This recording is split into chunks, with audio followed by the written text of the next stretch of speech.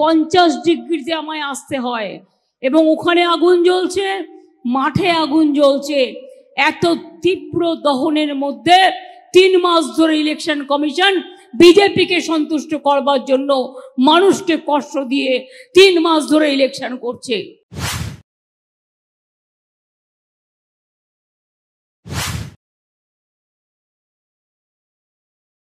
মামাটি মানুষকে ঘিরে, একদিকে মামাটি মানুষের কষ্ট, অনেকে বলে হেলিকপ্টার চড়ে আসা। ওই হেলিকপ্টারটা একবার বসে দেখুন, আগুনে না ওটা আগুনের মতো জ্বলে, আর ওখানে কোনো ঠান্ডা নেই, টোটাল লু বইছে।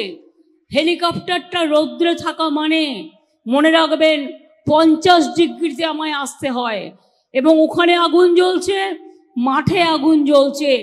এত তীব্র দহনের মধ্যে 3 মাস ধরে ইলেকশন কমিশন বিজেপিকে সন্তুষ্ট করবার জন্য মানুষকে কষ্ট দিয়ে 3 মাস ধরে ইলেকশন করছে।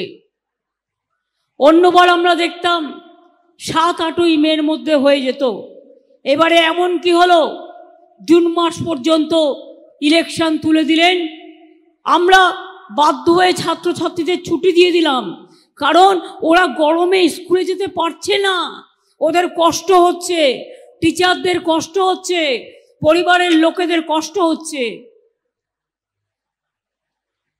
তীব্র জলসংকট চারিদিকে, তার মধ্যেও সমস্ত পুকুর শুকিয়ে গেছে, তার মধ্যেও যতটা পারছি আমরা সেবা করে চলেছি।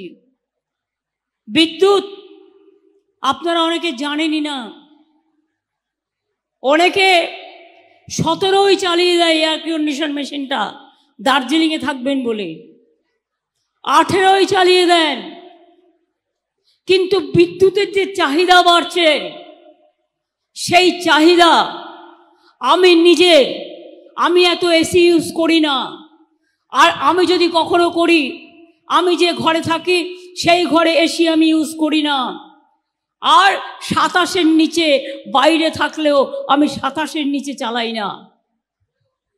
আপনারা চালান, কিন্তু বিদ্যুৎ সঞ্চয় করুন, বিদ্যুৎ অপচয় করবেন না।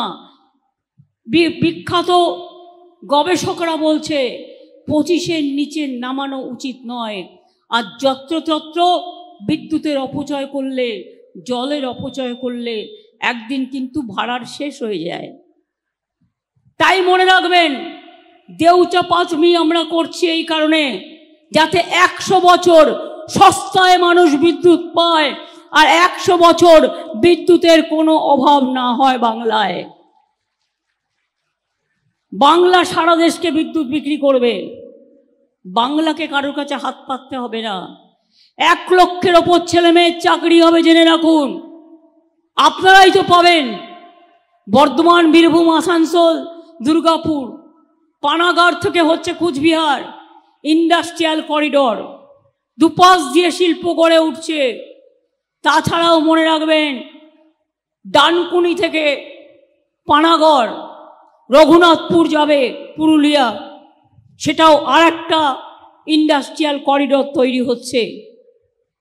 আপনারা শস্য ফলান, আপনাদের শস্য খেয়ে আমরা বেঁচে থাকি।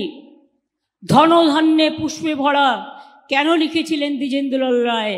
কারণ আপনারা ধান্য দেন, আপনারা ধান্যের থেকে ওই খাবারটা হয়, সেখান থেকে আমরা দুমুঠো ভাত খেয়ে বেঁচে থাকি। এক দিন পিৎজা খাওয়া যায়, এক দিন বিরিয়ানি খাওয়া যায়,